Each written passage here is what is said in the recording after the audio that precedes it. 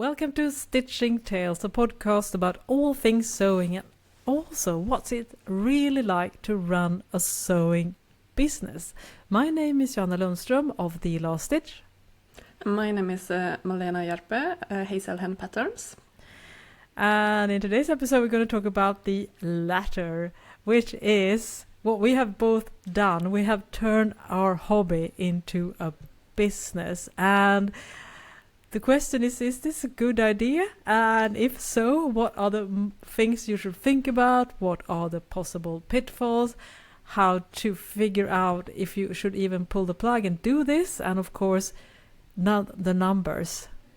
What you have to think about if you want to start a business.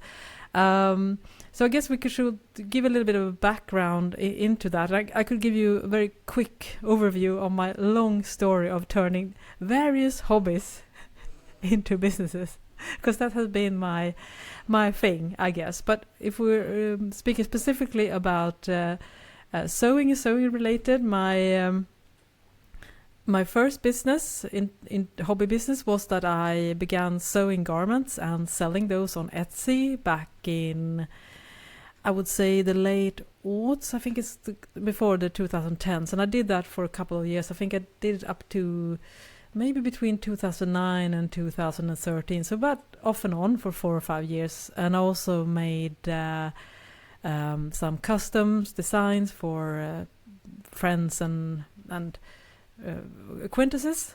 So I had a small but a steady business making clothes, and then I took a break, and in 2016 I relaunched The Last Stitch, which I had as a brand and as a blog since 2008. I relaunched that with the idea of starting to create sewing patterns. And then it took a little bit of pivot, so I went into sewing books first, and then into patterns, and then into video courses. And of course, I primarily do a lot of sewing content, especially on YouTube and on the blog. So those are the things now that right now I would describe my business as a sewing media company, where the sewing pattern line is one of the smallest leg in my business, and most of the money comes actually from the books and from my video courses and some ad revenue as well, both on the blog and on YouTube. So in my case, I have tried 2 different versions, I guess. First, I made the clothes, and then I realized that I'd rather teach other how to make the clothes. So what is your story, Malena? Yeah, I'm the business owner who never had a plan to start my own business. I've always loved sewing when I grew up, had it as a hobby, and then I started studying it, design, and fell in love with pattern making and became a pattern maker after that. And I was employed as a pattern maker then, and was happy with that. I had no plans of starting my own business. And I've heard that, I knew freelancers who worked as freelance pattern makers, but never interested. But things happen. We became a family, we got a daughter, and we realized we don't want to live in Stockholm. Neither of us are from Stockholm. So we wanted to move up more northern part of the country so we could be closer to our families. So I had to resign and then face the challenge, like, what am I going to do now? And I didn't want to give up being a pattern maker, but there are no fashion companies here in Umeå or outside of Umeå where I live. So my only option if I wanted to continue with this was to start my own company and start work as a freelancer. So that's what I did almost 7 years ago now. And a couple of years in, I started to create my own patterns as well. But creating my own PDF patterns, this is basically a small side hustle for me. Financially, it is it is like plus minus zero, basically. It is the freelance work that are like 100%. That's where I get that's how I can have a salary basically, and that's also what I do. Like I have freelance work now for 100% of the time. Who knows what will happen in the future? As a freelancer, you don't have that security, unfortunately. But yeah, so that's my main job basically, being a freelance pattern maker and then doing the PDF patterns as a small side passion hustle. Yeah, basically.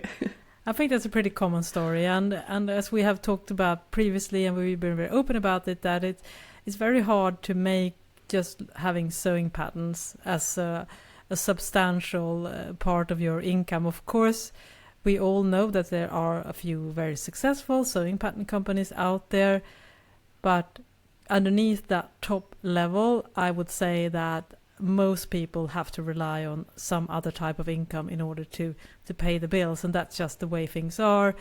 And garment sewing is big, but it's not massive, and the fact that each sewing pattern is not such a high sum, so you can do the math as well. If you're selling a $10 or $14 pattern or euro, you're going to have to sell a lot of patterns each month in order to pay the rent, and also of course pay taxes before you actually get the money in your hands. For instance, here in Sweden, as a business, the tax is around 50%, which means that in your hand, and that's also, of course, you have to have lots of expenses of running a business as well. So that's why it's not so strange that maybe sewing pattern isn't a get rich quick situation, even though I'm sure we have seen a couple of those examples, but I think the silent majority is not anywhere near that spot. So you have to be aware of that, I guess. And what would you say, Malena, why do you think it's appealing to turn your hobby into a business? I mean, a hobby is usually your passion. I mean, that's what you love to do and all you can think about. So being able to do that full time, I mean, yeah, it sounds like a dream, but that's the only, like, when you're monetizing on it, like, you need to come to a certain like you have to earn a certain amount of money. That's unfortunately where oftentimes the passion dies. Yeah, it is a definite stress factor that you need to sell a certain amount of garments, patterns, whatever, to be able to actually be able to make a living out of it. And usually, I mean, read some funny story about on Instagram that quit my toxic 40 hours a week job to working for somebody else to be able to work for myself 80 hours a week. Yeah. I mean, you don't start a business unless you have a brilliant business plan to work less. No. Depending obviously what you're gonna do, but usually, especially the first couple of years, like, the amount of work is gonna be a lot more compared to your regular job. But working for yourself, being in control, like you get to decide what you do. I mean, that is a nice feeling. Yeah, it is, and I totally agree with you. I think that is the appealing, because sometimes at your day job you might feel a little bit unmotivated, and a lot of tasks are assigned to you rather than that they come from your own head, which is definitely a very nice feeling in some ways, because there's a structure. But on the other hand, that can sometimes I think a lot of people in their day jobs have a lack of motivation occasionally, and there's also a cap on the things that you can do because you have an assigned role, and maybe you have other ideas or creativity that you cannot express in your day job. So it's very tempting then, as you say, to find ways of doing those things that you dream of and that you're very passionate about in your spare time. So I definitely feel that, and the drawback, as you mentioned, is the fact that you will have to live with your work. Even if you're not working efficiently, you're still thinking that you should be working more, or you're thinking of things that you should do. So or have bad guilt about the things you hadn't been able to do. So yeah, it's because very more of a lifestyle than It's just a definitely job. more- It's a yeah. lifestyle and that you live and breathe it. yeah, it's definitely that way. And for me, if you have listened to the podcast, I've been very open about the fact that because I've run my business now for almost 10 years, and I've had seasons of burnout, seasons of lack of motivation. So just because you decide that you want to pursue your strong interest or passion and make a business out of it, that doesn't mean that every day is fun, because I think all of us will have periods where you experience that dip and lack of motivation, even though you do feel very intensely and passionate about the things that you do. So because even this becomes like similar to a day job in certain ways, but you don't have external motivators compared to if you have a boss or colleagues. You can help each other to lift each other when things are down, and you can try to be creative together. But as a solo business owner, which I think most of us are, you're a little bit lonely as well. So when you have a down period, you will have to look for external support sometimes in order to get that lift. So don't expect that you will enjoy every day just because you turned your hobby into a business, even though you were very passionate about it at the start. Yeah, no, that's so true. And having a network, I mean, it's great. We, in the village that I live, we have a network with female entrepreneurs, or we who have our own businesses. We do completely different things. I mean, nothing related to each other in that sense. But it's just nice because we all struggle with the same issues just because we have our own companies. So it's just nice to have that community of other people who are similar, like-minded, and struggle with the same thing. Yeah, so very true. So even though I think some people who might describe themselves as more introverted might find the idea of working for yourself very appealing, because then you don't have to deal with people all day, and that can be exhausting. And I think even though I would definitely describe myself as a more extroverted person, I definitely get very tired by having to interact with too many people every day. But I think that's good to know, as you say, Malena, you do need a support system, even though it might be very appealing to not have anyone else to deal with. You can just deal with yourself. But at the end of the day, you need people. Definitely. Yeah, so true. And I mean, before you decide to actually start your own company, I don't actually know how it is in other countries, but in Sweden there are different forms of companies that you can start. So make sure to do research what kind of company you want to start. Because that it could be a huge thing in the future. Like, is this just gonna be a small side hustle? Then that's fine. But if this is what you want to do in the future, and that's your goal to work 100%, maybe you choose differently. And I don't know how it is in other countries, but here we also have like great support from like, I don't know, the state, organizations, both organizations and the government. That you can ask these questions. They have free seminars, lectures about this. Like, there is so much knowledge that you can get for free to know which type of company you actually want to start, because it is important to legal things, financial things. It is so important. For example, I have a aktiebolag. I just try to translate it to English. I think it is limited company, I think it's called. Yes, limited in the UK and LLC in the US, I think, or if I'm mixing those up. But yeah, that's the where you have stocks and shares, which is like you're able to take a salary as well. It's the most professional version, I guess. And I always recommend that if this is this is what you want to do for a living, I recommend that, because it is a little bit easier also legally to separate yourself from the company and vice versa. Otherwise it's a little bit more intertwined, tangled into each other.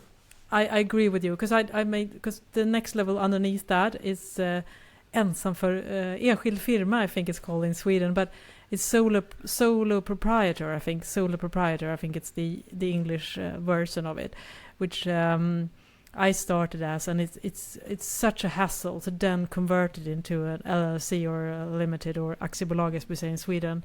And it was actually you, Malena, that opened my eyes on how important and simple it was. So I definitely made that decision way too late, causing me a lot of administrative and financial headaches before I had sort of switched everything over. I had grown way too big to be a sole proprietor. So if you have ambitions, I definitely agree with you.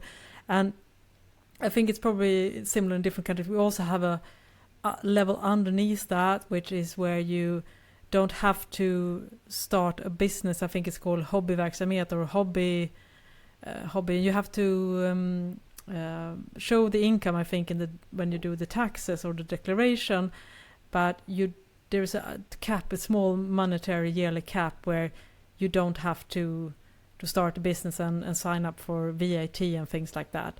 So you could also check that out if you just want to dip your toe in the water, and you don't have a lot of because you will have pretty much zero administration. You just have to keep your receipts and everything like that, and make sure that you're very truthful when you're doing your taxes. But that's an option. And one other option as well, if you don't want to actually start your own company and don't want to deal with all the headaches and paperwork and everything like that. Here in Sweden, we also have like companies that works towards freelancers. Like if you are working towards another company, you can actually make invoices through this third company that basically they employ you for that specific task, and they send out the bill, they pay you the salary. So you don't actually have to start your own company, but you can still do it like completely legally. Invoices, you get salary. They just take care of all the paperworks. So that's also an option if you are working as a freelancer, but you don't want to do all the paperwork. They of course take a share of the profit, obviously, because that's their business. But it might actually be worth the money to because I also pay a lot of money just to have a company. I mean, I pay all to the bookkeepers and all the different kind of fees to banks and here and there. So I mean, it does cost me as well to have a company. So if you're not sure what you want to do in the future and you don't actually want to start a company, these kind of options are also available. But this is more if you're working towards other companies, like business to business. It doesn't really work, I think, like business to consumer.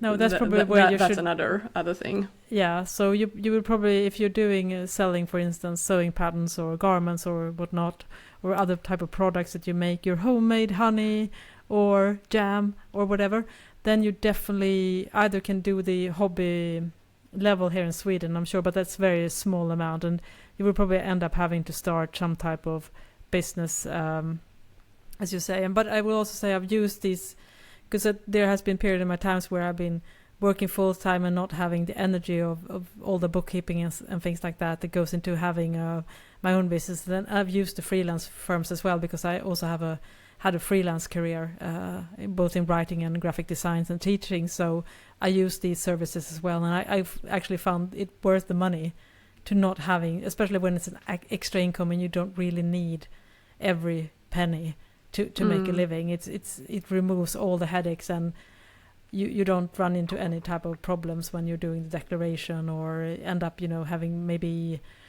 if you get sick, or it's all similar. It's treated like a salary. They kind of pay the salary, so that's definitely something. It's good. Yeah, I think the only thing, because if you're starting a limited company or LLC or aktiebolag, then I think the only thing you have to, it's a little bit of a mindset thing. Are you doing this and you are sure that you have a solid plan and that you actually want to put effort into your company? That's where I would say that you should definitely do it properly and do it the way Malena says it. But maybe it's good to first dip your toes in the water and see if this is actually a business that you will enjoy running, and then you can do it a little bit less professional, so to speak, especially when we talk about handmade goods.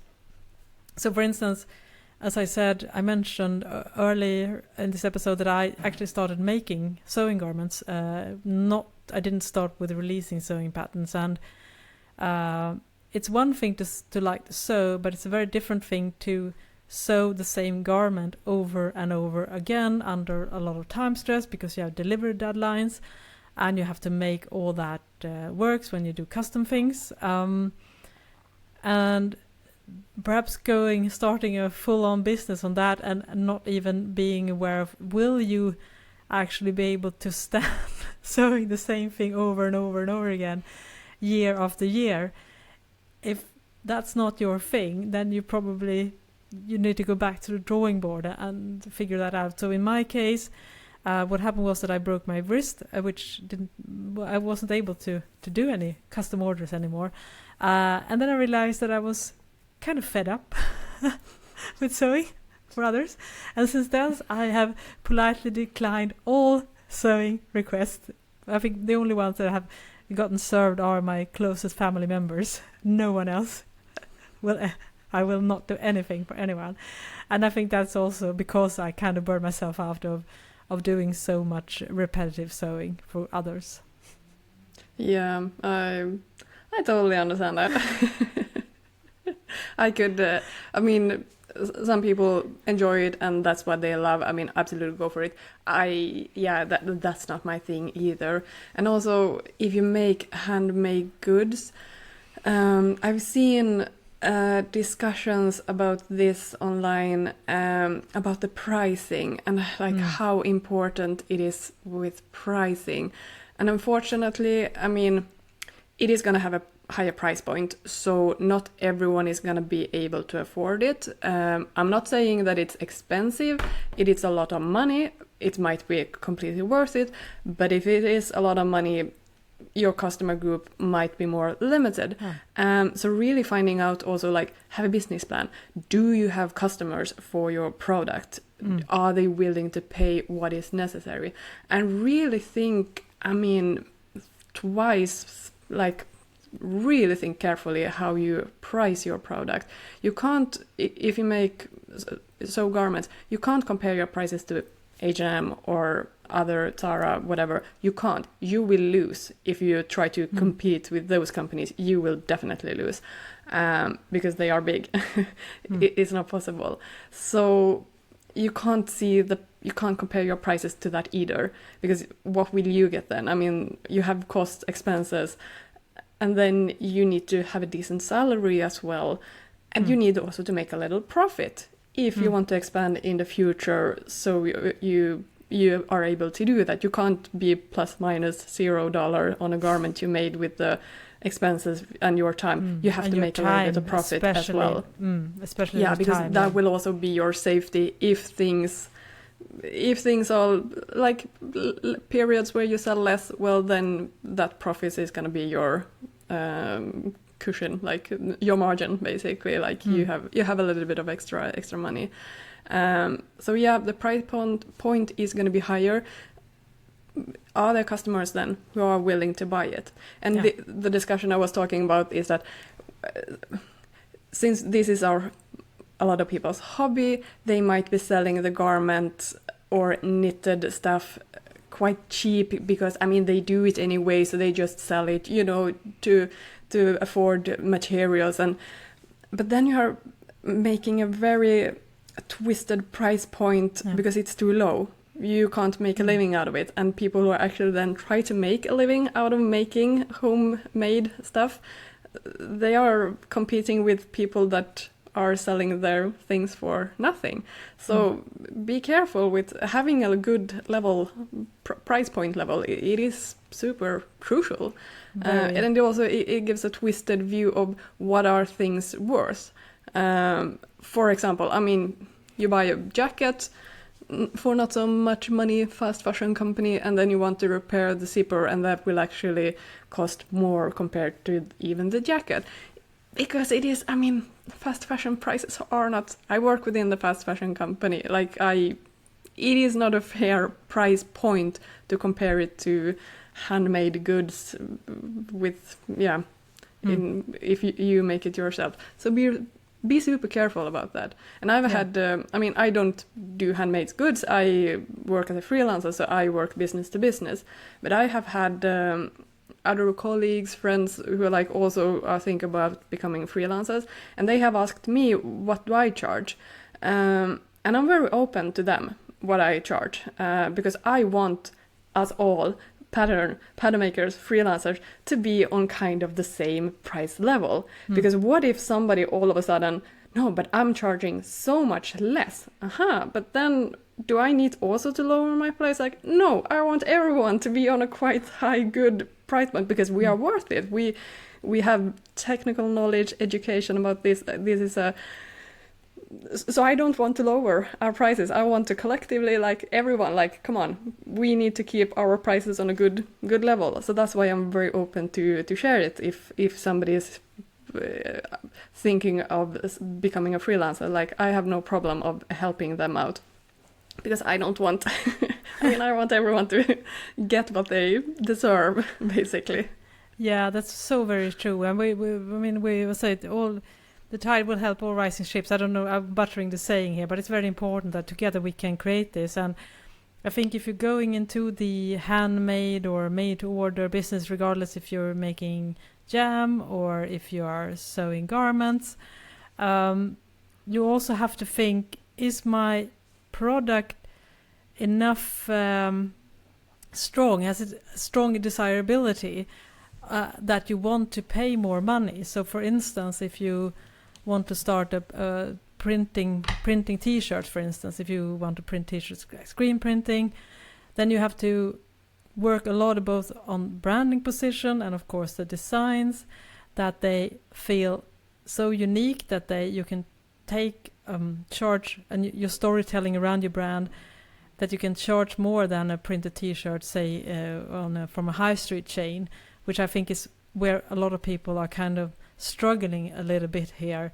So not everything will work at a higher price point. You will have to work so much on your branding, your storytelling, conveying value. You have a big hurdle to come over.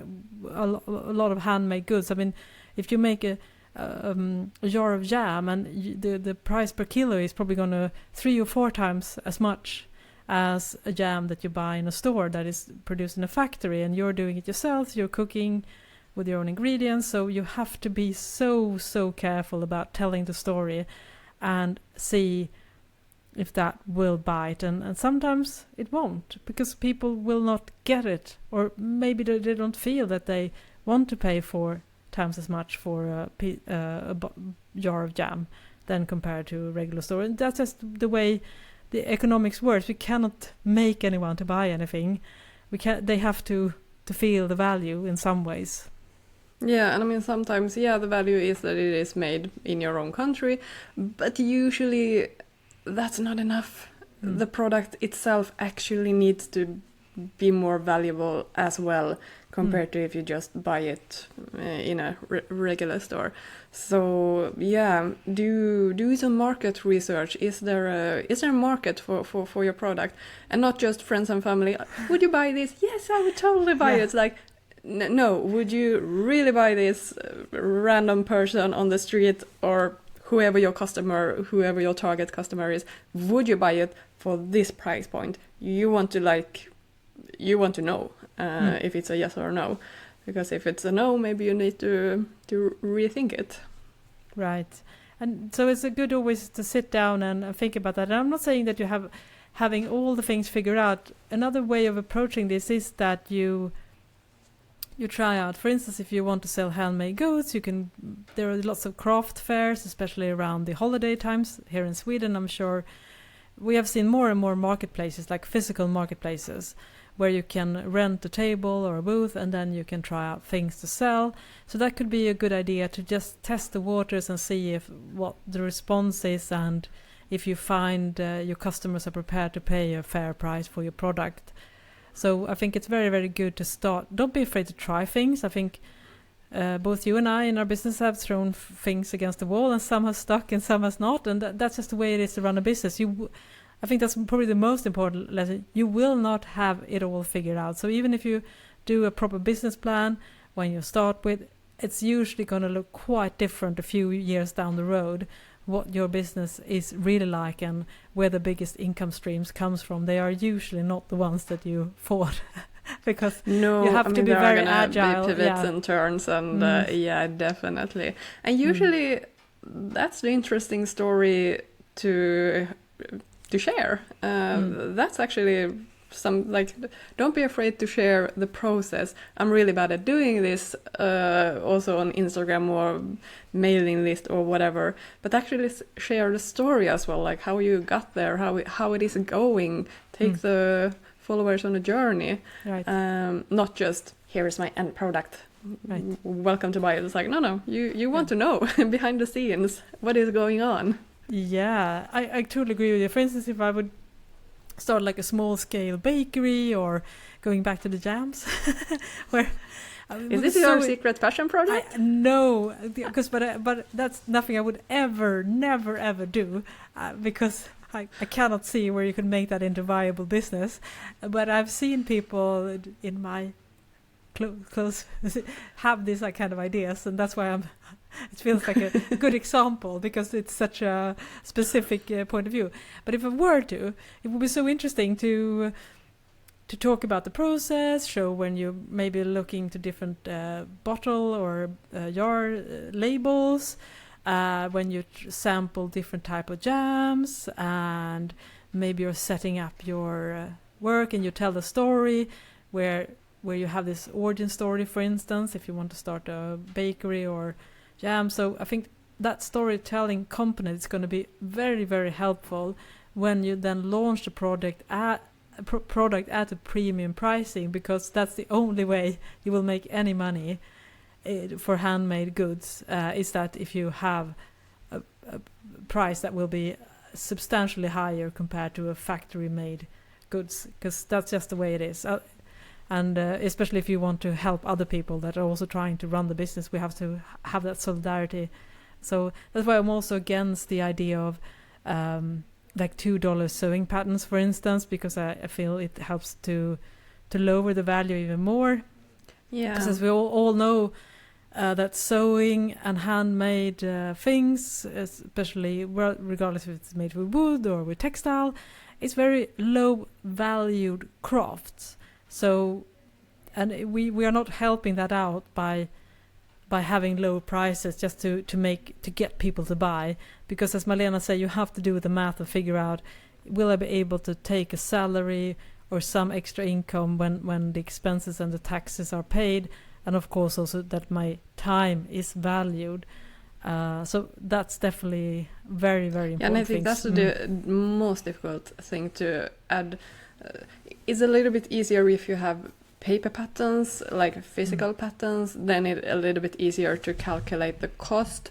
I mean, the work, like the salary cost, the amount of work you have put onto it, that's, tricky to maybe know. But when you have a digital product, how much should you charge for that? Because the beauty with digital product, the more you sell, you don't have to produce more. Like you create it once and then you can sell it numerous times. So, I mean, it's an amazing scalable business in that sense. But how to price that one? And you, as you said, you don't want to price dump it, because that also indicates what it is worth. So be careful. And it can be really tricky to raise your prices in the future after if the customers are used to a certain price point and then all of a sudden you raise it, not because it had added any value or anything, but you have just realized that no, I need to have a higher price to be able to make this a sustainable business. The customer might not buy that, like no, why are you increasing the prices? Like, doesn't make any sense. I don't get anything more for this product. But you have realized that you were charging too little from the beginning. So think twice or more times about the price. And there is a cap for everything. Of course, if you have a digital sewing pattern, there will be a cap, upwards cap, which you will not be able to sell unless you have a very specific product that you won't find anywhere else. And then you have to go back and do the math again. Okay, so this is the price range where sewing patterns, digital sewing patterns, will sell. So how many sewing patterns do I need to sell to even make it worthwhile? And I think a lot of us is going to be quite depressed by those numbers. So again, but even if you don't think that you will ever be able to make a full-time living selling these kind of goods and products, you should still, I believe strongly, price yourself within that professional market range.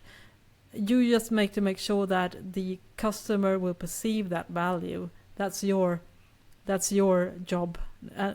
Your job is not to get validation and just sell as many as possible, because it's going to bite you in the end. It's the same thing when you talked about the freelance, what's it called, freelance fee, or the what would it called?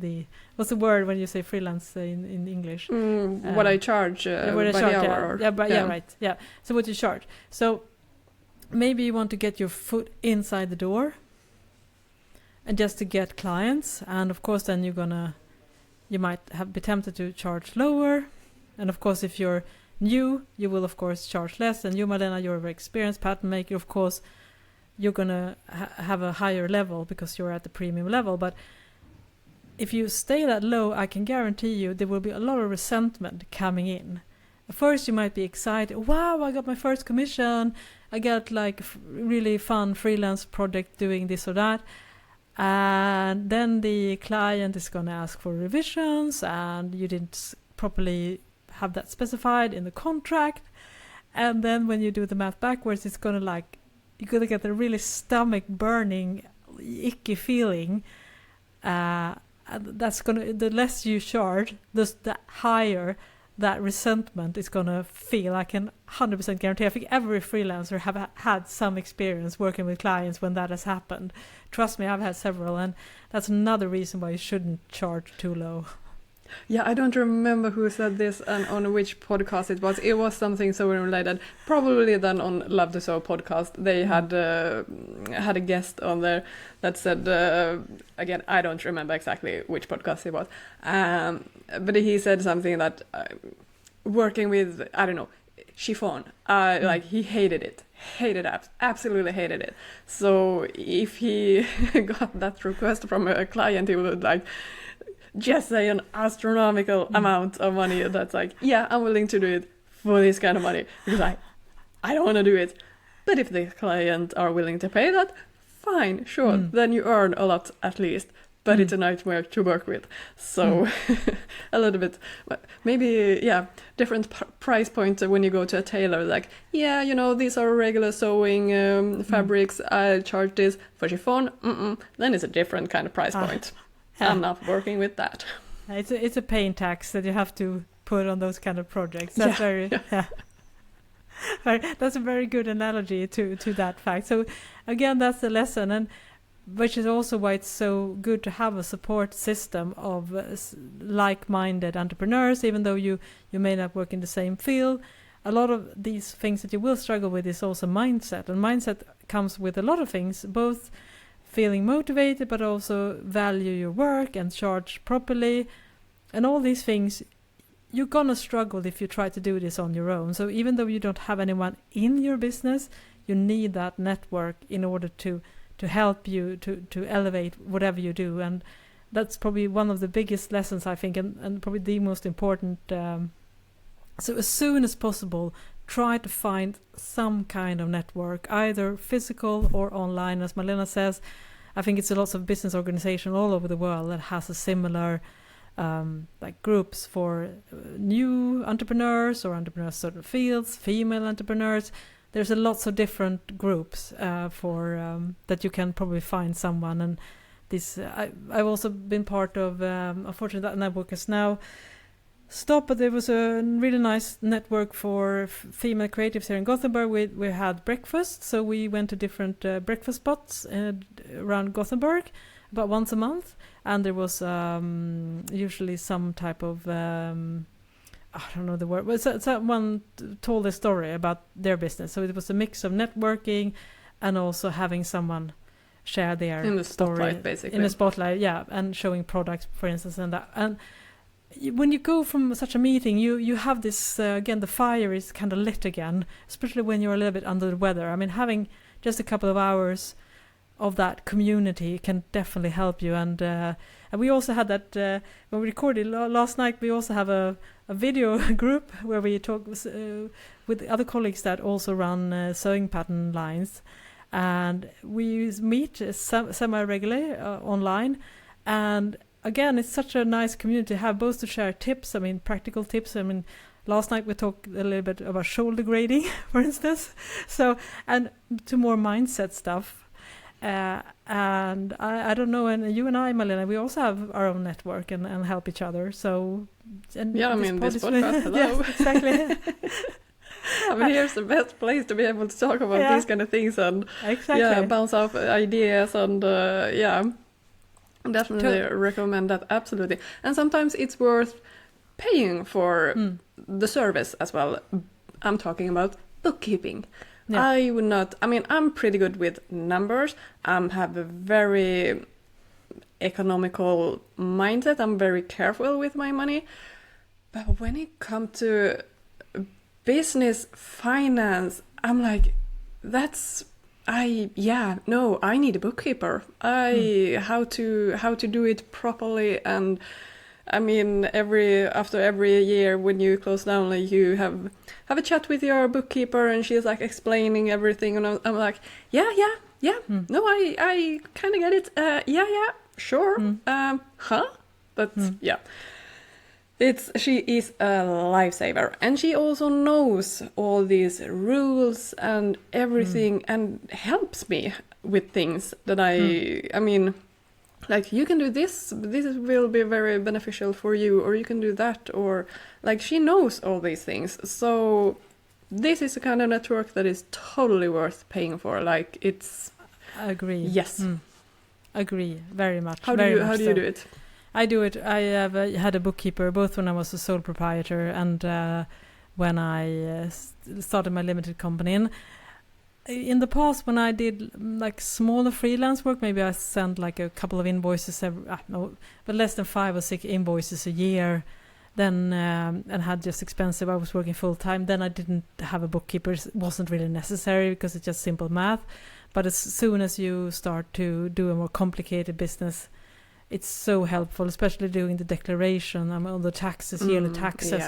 Such a, I don't want to touch that stuff. And and usually it becomes cheaper that she does it all year long for me. And when the book closing happens, I mean, she has done it correctly from the beginning. If I would have done it myself, I mean, the amount of time she would have to go through that would be more expensive in the end anyway. Yeah. So she is worth all the money. Totally. And not having but this is also like obviously she is charging as well by the hour, so that is also a cost. So sometimes it might actually be more. This is like why you can do like through this third company we are talking about. If you do freelance work to other companies, it might be worth it for some while to do it that way. I don't know. I mean, here it comes down to the numbers and how much are they charging differently.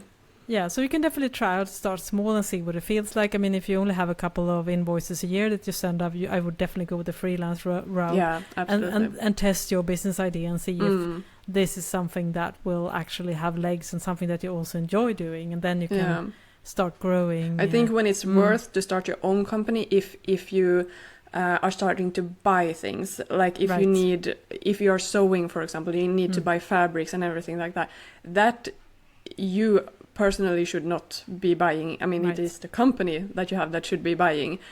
So then it's better to have your own company, because then you can bookkeep those expenses as well. Right, exactly, and deduct those from your income, so that you will effectively pay less tax, because the tax is paid after the expenses are taken away from your income.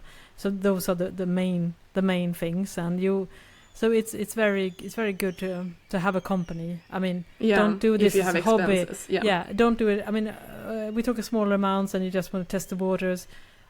Of course, you can do whatever you want, but you will, if you get that point where you actually start to make some money, and then you can also start to deduct things. Yeah, it's probably time to do some kind of business solution as well. But yeah, take it slow, take it baby steps. I mean, as we said, and we have been, don't just start a business unless you have lots of clients lined up.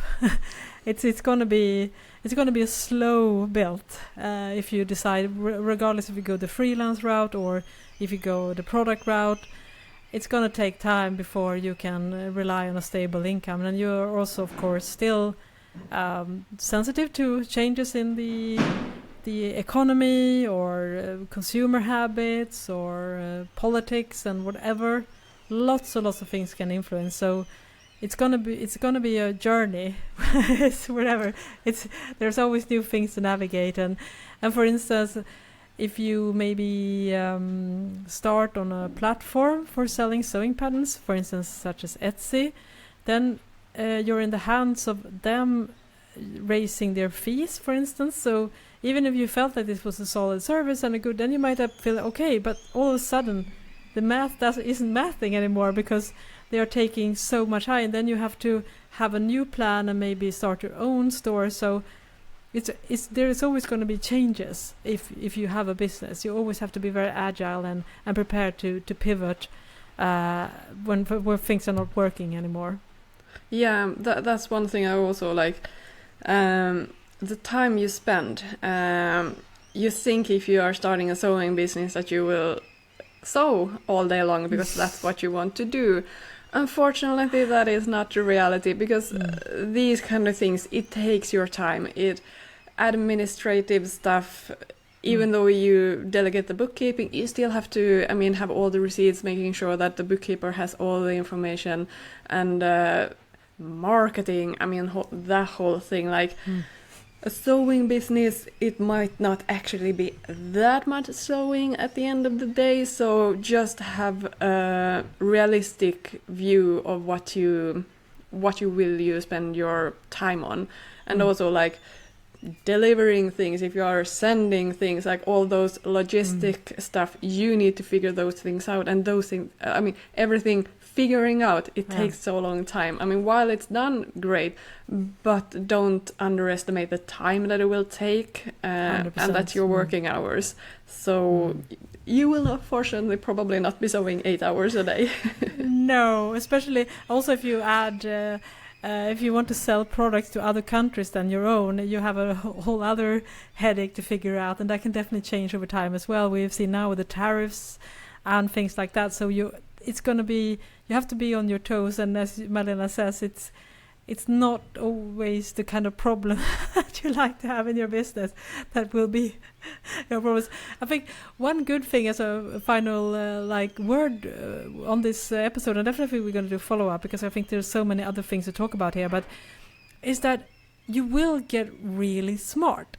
You will get really clever and crafty, because it gives you so much more challenges in a way than you would have at a regular day job, because you usually only have very specific tasks, and someone else is dealing with the finances, and someone else is dealing with the marketing or administrations, payroll, all these things. There are HR companies or HR section, but when you're starting a small business, you will have to learn all these things myself. And I will say that I notice that people that have their own business are very, very crafty and are able to take in new things and being really flexible. So you will grow as a person, and I think your brain will, you will get smarter. That's my total belief when you start your own business. Yeah, you become very scrappy in the beginning, like you will make things work with zero budget, and you just, you get things done.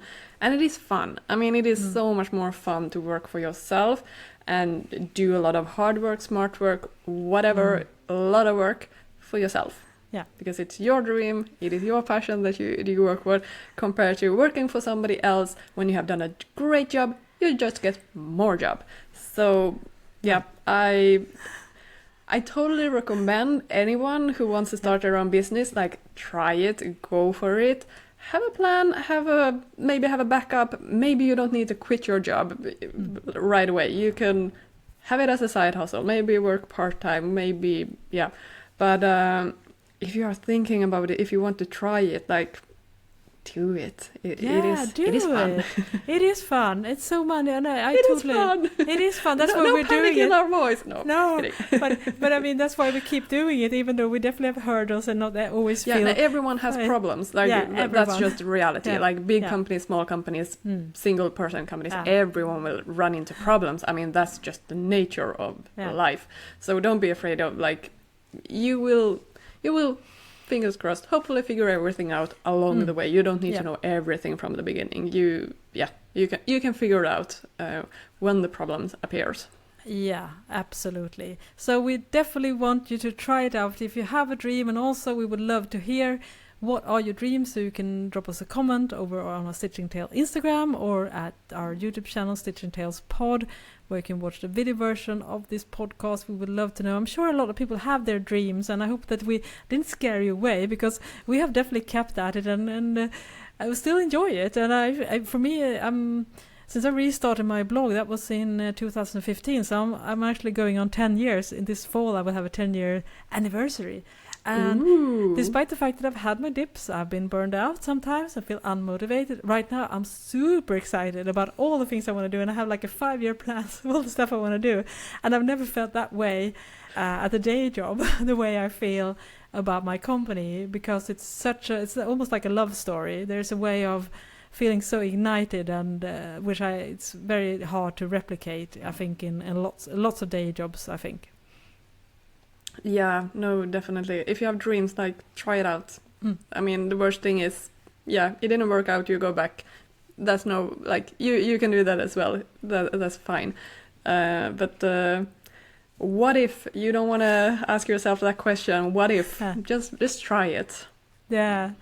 Wonderful parting words. So I hope that we encourage you to take that leap, and I hope you find some really good advice on this episode. And we're definitely going to do more episodes about this topic. I think we have more things to cover for sure. And if you have any questions, of course, again, you can also email us at stitchingtalespod@gmail.com. Thank you so much for listening.